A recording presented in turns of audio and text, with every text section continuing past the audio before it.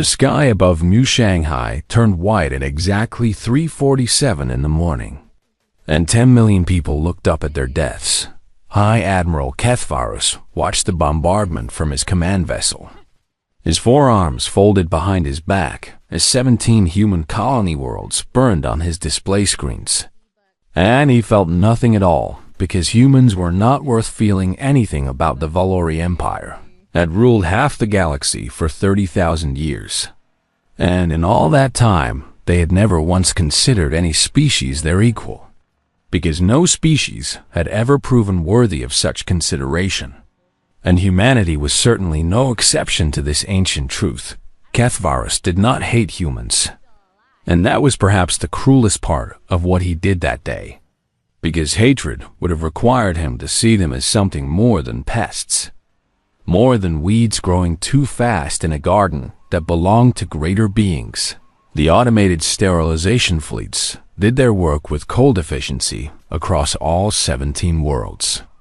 And the High Admiral did not even bother to send actual warships, because that would have suggested humanity deserved a real war on New Carthage.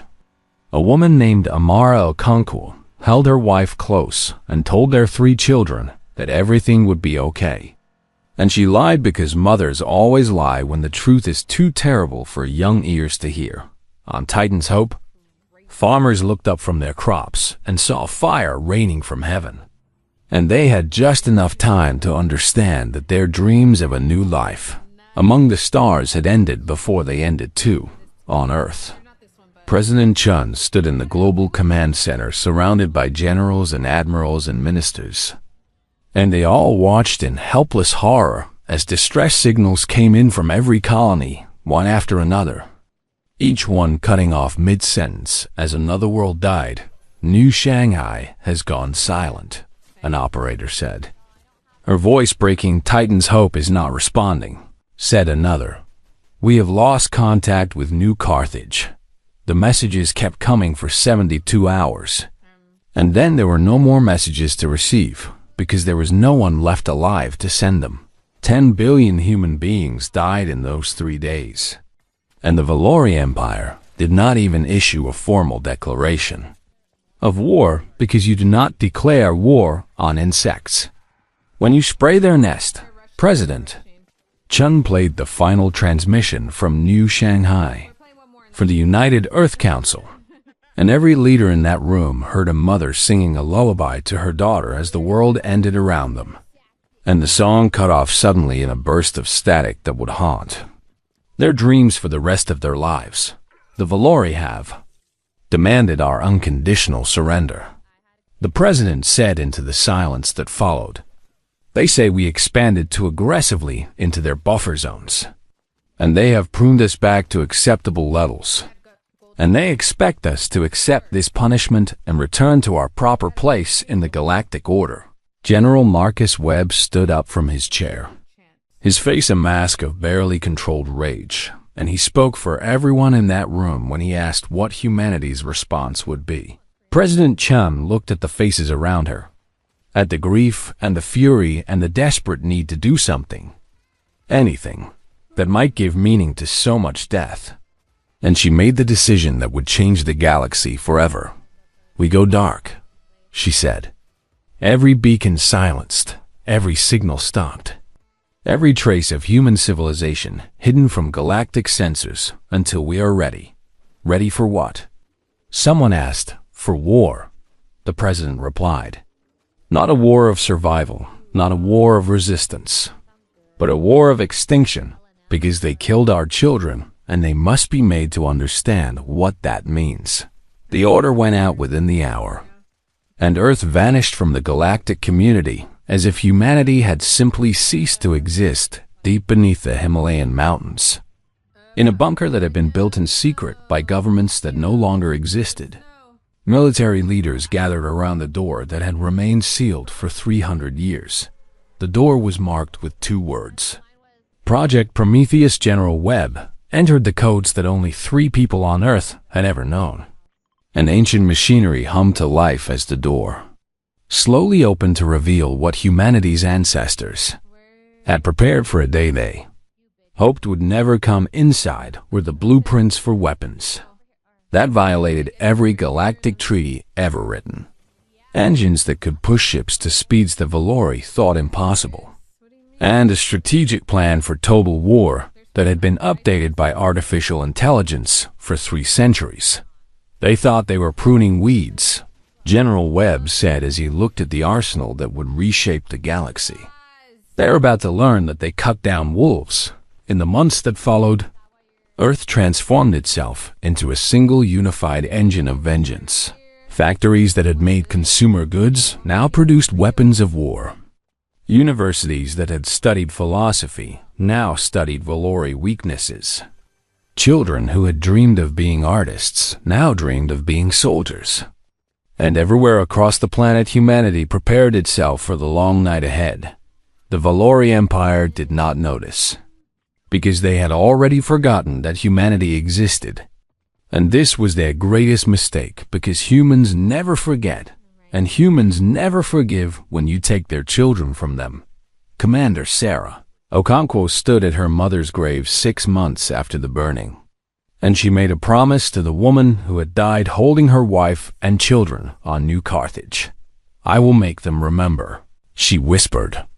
"I will make them remember every single name, every single life, every single dream they ended. And when I am done, the galaxy will tell stories about what happens when you hurt humanity." She did not cry because she had no tears left. And she did not rage because rage was wasteful. And she simply turned and walked toward the recruitment center where she would begin her transformation from a grieving daughter into the instrument of an empire's destruction above the Earth. The last satellites went dark, and humanity disappeared from the galaxy's view. But in the darkness, in the silence, in the grief that had become fury, and the fury that had become purpose, 10 billion ghosts waited for justice, and justice was coming. 5 years passed in silence, and the Valori Empire forgot that humanity had ever existed at all. High Admiral Kethvarus received a medal for the successful pruning operation, and he displayed it in his quarters alongside 100 other medals for 100 other species he had helped keep in their proper place. And he never thought about humans again, because thinking about them would have required him to consider them worthy of memory. The Valori historians recorded the incident as a minor footnote in their imperial records. A brief paragraph about a primitive species that had expanded too quickly and been corrected. And life in the Empire continued as it had for 30,000 years. But on Earth, life had become something entirely new. Every nation had dissolved into a single planetary government, and every resource flowed toward a single purpose. And every human being understood that they were no longer citizens of countries, but soldiers in a war that would determine whether humanity lived or died. Commander Sarah Okonkwo rose through the ranks of the newly formed Extinction Fleet with a speed that surprised no one who knew her story, because grief had burned away everything soft in her soul and left behind something harder than diamond and colder than the void. Between stars, she did not give speeches about revenge or justice or honor, because everyone in her command had lost someone in the burning, and they did not need speeches to understand why they fought. The scientists of Earth worked in underground bunkers that stretched for miles beneath the surface, and they took apart every piece of Valori technology that human traders had ever acquired, and they learned its secrets. And then they made it better. The Valori designed their shields to stop energy weapons. Dr. Chen explained to a room full of military officers. They have been fighting the same kind of war for 20,000 years because no one has ever challenged them to fight differently. And we will fight differently, Commander Okonkwo said. Not as a question, but as a statement of fact. We will use kinetic weapons, the doctor replied. Simple tungsten rods accelerated to a fraction of light speed. Stone Age physics applied with space age precision. And their shields will be useless against them. The officer smiled, and it was not a pleasant smile. because they were imagining Valori ships coming apart under the impact of weapons so simple that the Empire had never bothered to defend against them in the shipyards hidden beneath Earth's oceans. Workers built vessels unlike anything the galaxy had ever seen. Ugly ships with no elegance and no beauty. Ships designed with only one purpose in mind, which was to kill and keep killing until there was nothing left to kill. The Valori built their warships like works of art, graceful and proud and meant to inspire awe in lesser species. But humans built their ships like hammers and axes and clubs, because they were not interested in inspiring awe, but only in ending lives. Commander Okonkwo walked through the construction base and watched her fleet take shape. And she thought about her mother and her stepmother and her 3 siblings who had died on New Carthage. And she felt nothing at all because feeling was a luxury she could not afford. "We will be ready in 6 months." Her chief engineer reported. "Make it 4, she replied, and walked away without waiting for an answer, because she knew he would find a way. Human spies slipped past Valori border stations in ships, so small they were invisible to Imperial sensors, and they watched and listened and learned everything they could about an empire that had grown complacent after 30,000 years of unchallenged dominance. They mapped military installations and counted warships and identified supply lines and communication networks. And they sent their reports back to Earth through channels so secret that even Valori intelligence agencies never detected them in Commander Okonkwo's quarters aboard her flagship. The newly commissioned Vengeance, a holographic display, showed 847 Valori worlds marked in red. And each red marker represented millions or billions of Imperial citizens who had no idea that death was coming for them. She studied the display for hours every night, memorizing locations and populations and strategic values. And she felt no guilt for what she was planning, because the Valori had felt no guilt for what they had done. "Do you ever wonder if we are becoming monsters?" her first officer asked one night.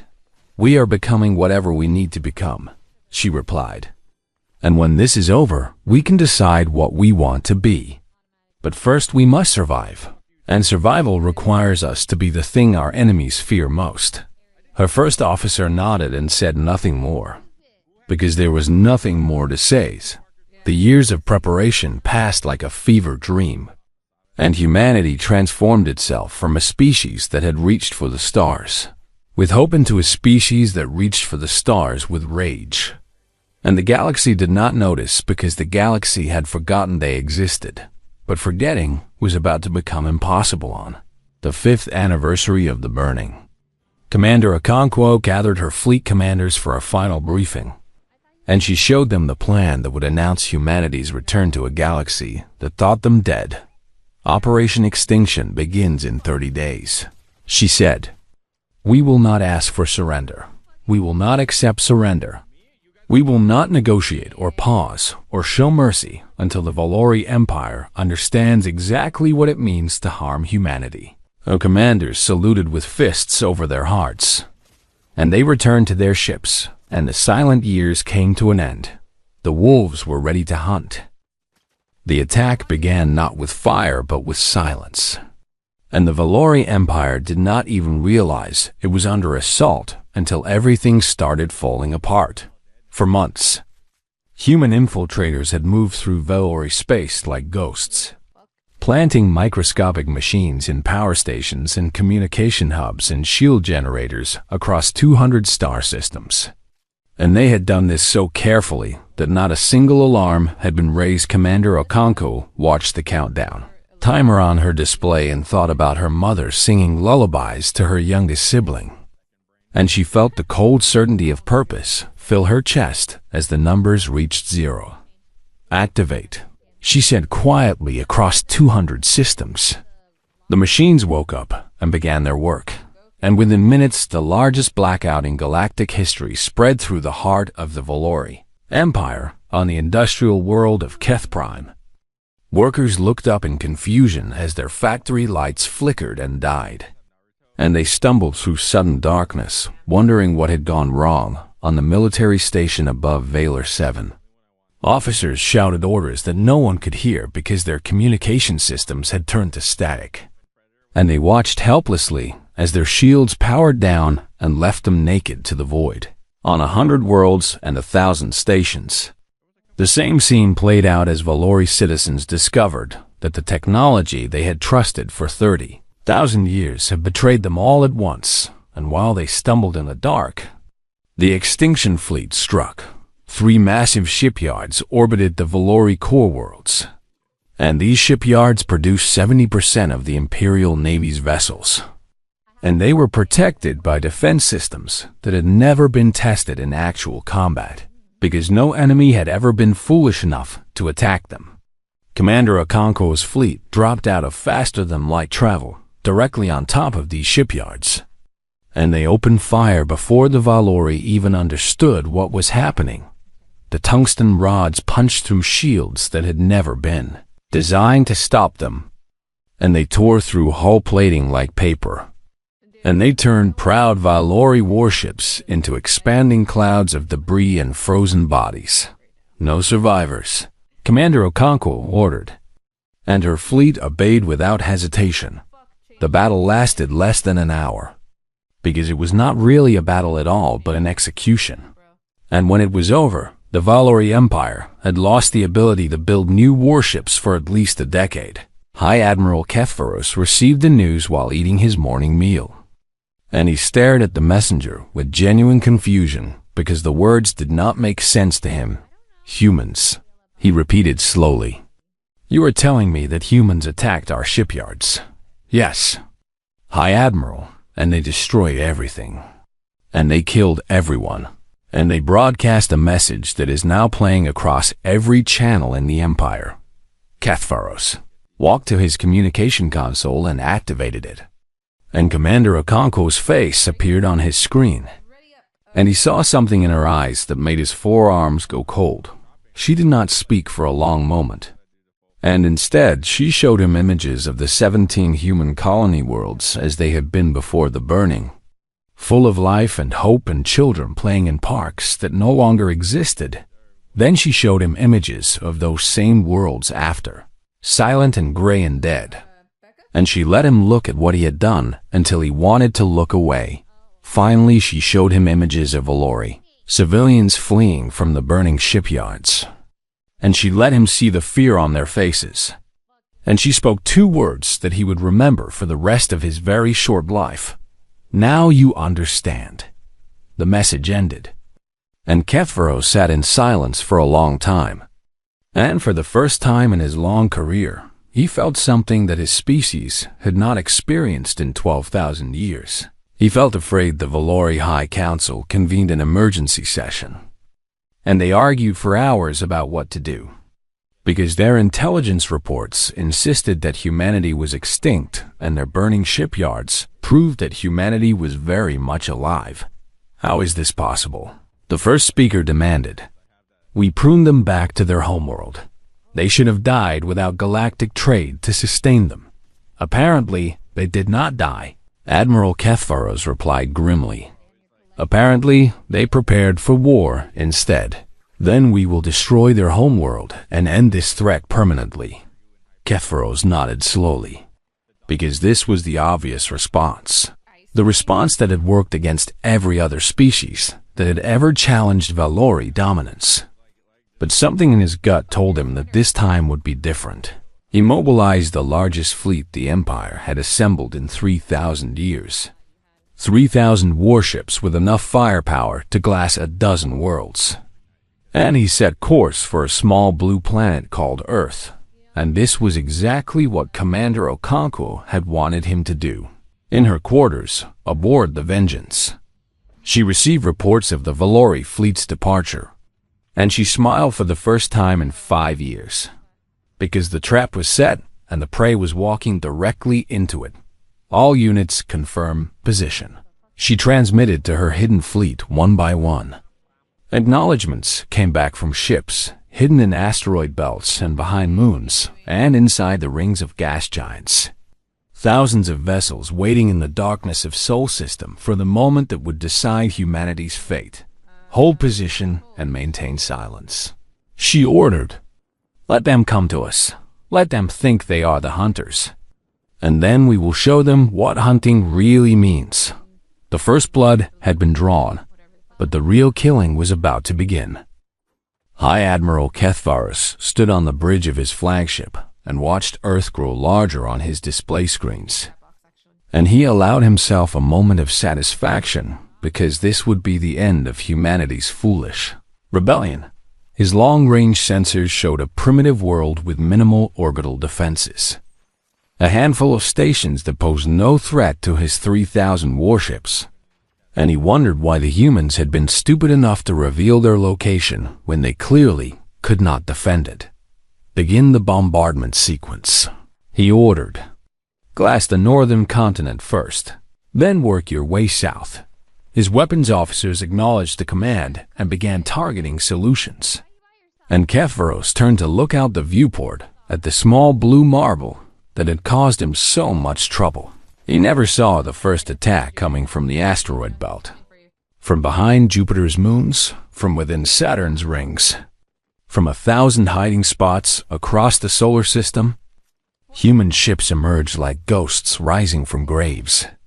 And they opened fire with weapons that the Valori had never imagined. Tungsten rods, traveling at 15% of light speed, slammed into Valori shields and passed through them like they did not exist.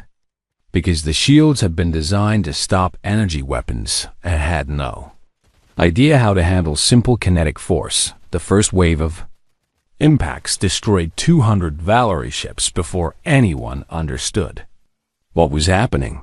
All ships evasive action.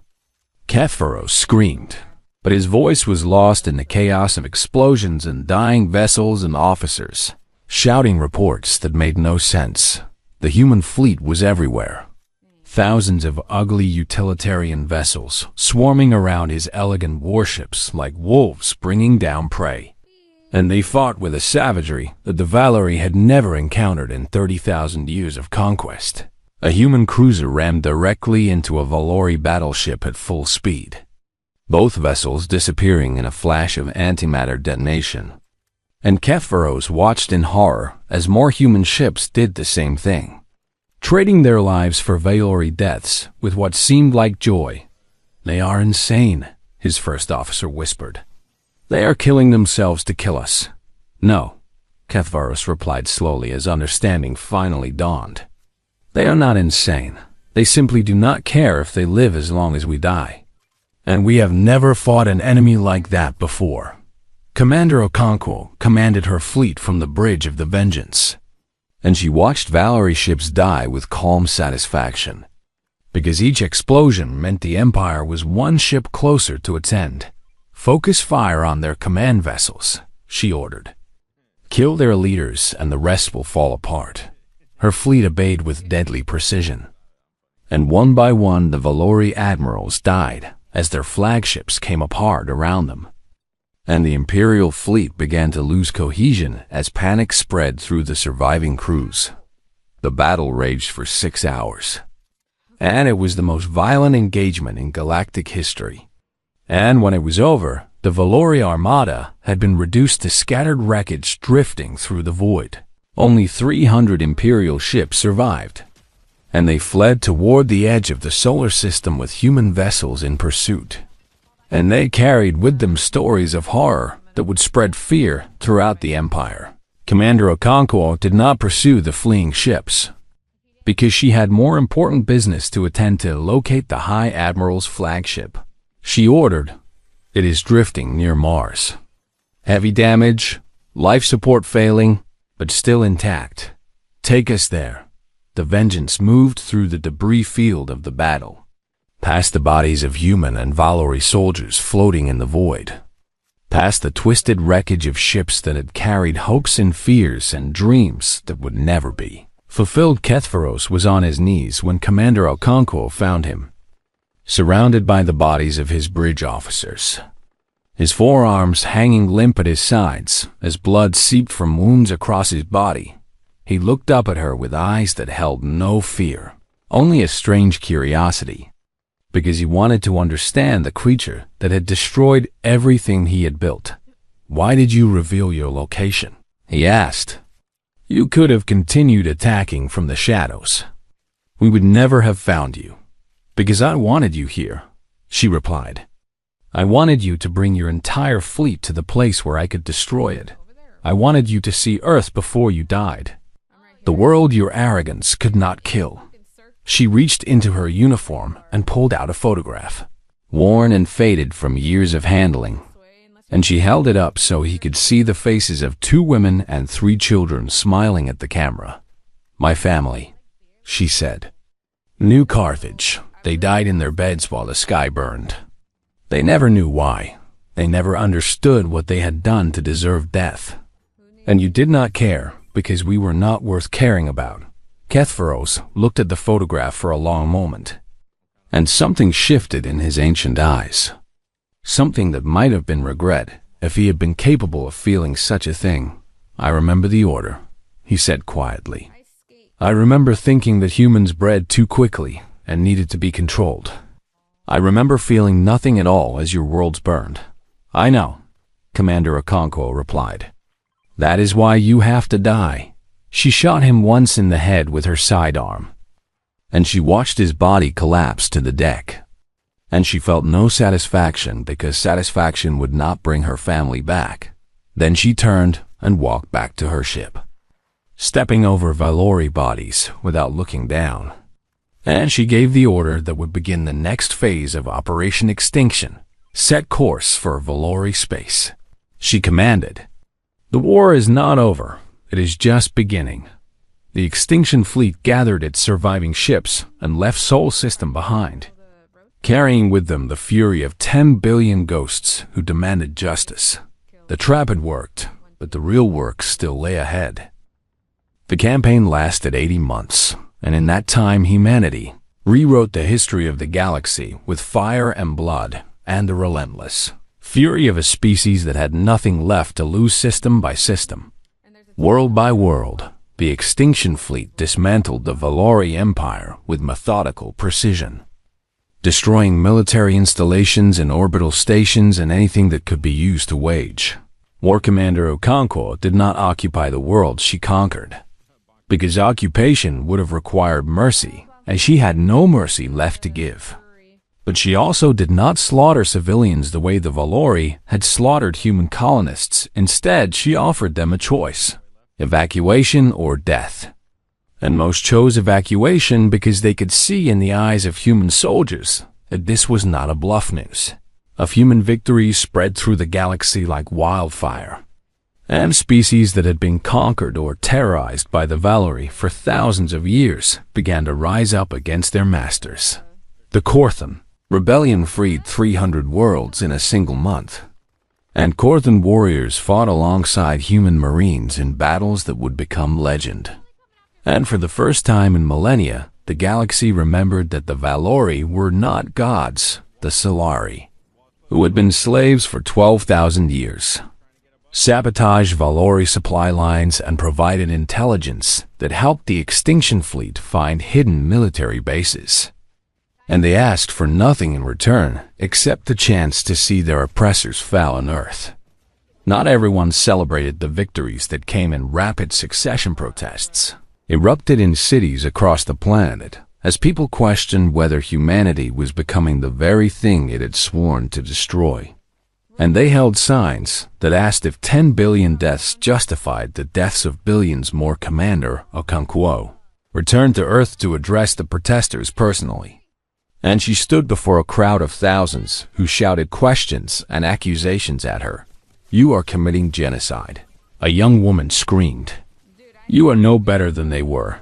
Okonkwo waited for the crowd to quiet, and then she spoke in a voice that carried no anger, only exhaustion and certainty.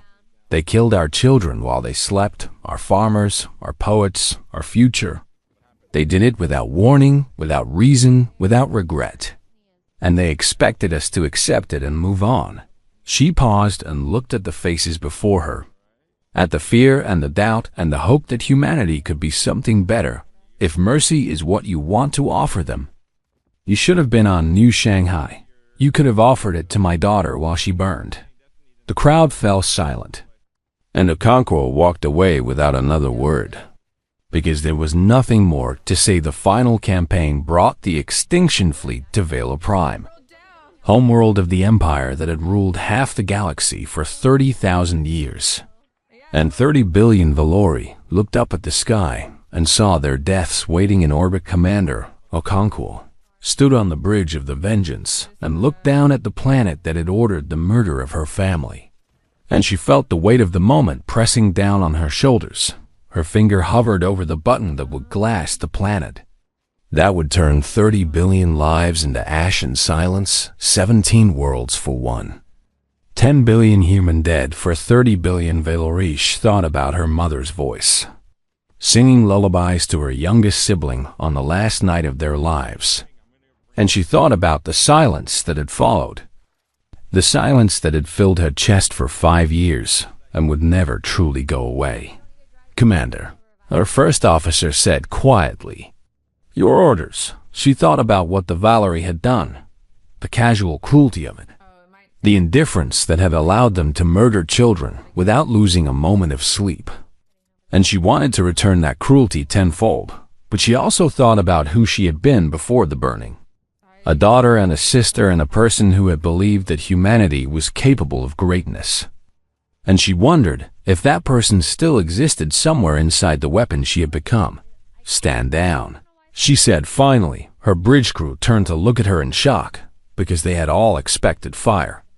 They had all prepared themselves for the final act of vengeance that would balance the scales. "Commander," her first officer began. "I said stand down," Okonkwo repeated, and her voice left no room for argument. "We are not going to destroy this world." She opened a channel to the Valori leadership and spoke words that surprised even herself. "This is Commander Sarah Okonkwo of the Human Extinction Fleet. I am offering you terms of surrender. Your military will be dissolved. Your conquered peoples will be freed. Your empire will end. And in exchange, your people will live." "Why?" the Valori first speaker asked, and genuine confusion filled his voice. "After everything we did to you, why would you show mercy?" "Because if I kill you all, my daughter died for nothing," Okonkwo replied. "Because if I become the monster that murdered children in their beds, then you win, even in death. Because I will not let you turn us into you." The Valori accepted the terms, because they had no choice. And the war ended not with fire, but with words that carried more weight than any weapon in the years that followed. The Valori people worked to rebuild the human colony worlds they had destroyed. Life for life, year after year, a debt that would take generations to repay 50 years after the burning. Commander Okonkwo stood at the dedication of the New Shanghai Memorial, ancient and gray, but still standing. And she looked at the names of 10 billion dead carved into walls that stretched as far as she could see. A young Valori ambassador approached her, one of the first generation raised under human oversight. And he asked the question that everyone wanted to ask. "Do you regret showing mercy?" Okonkwo looked at the memorial, at the children playing in gardens that had been built over mass graves, at the future that had grown from so much death. "Mercy was not for them," she said. "It was for us. They made us into weapons. I refuse to let them make us into monsters." The ambassador nodded slowly, understanding something that his elders never would. And he walked away to join the ceremony. That night, across the galaxy, species who had once trembled at Valori ships told their children a new kind of story. About a small blue world that should have died and did not. About a species that had been broken and had put itself back together into something stronger. About the day when the galaxy learned that humanity would not go quietly into extinction, and somewhere among the stars, 10 billion ghosts finally rested. Because justice had been served and mercy had been given. And humanity had proven that it deserved its place among the stars. Not because of the wars it could win, but because of the wars it chose not to fight.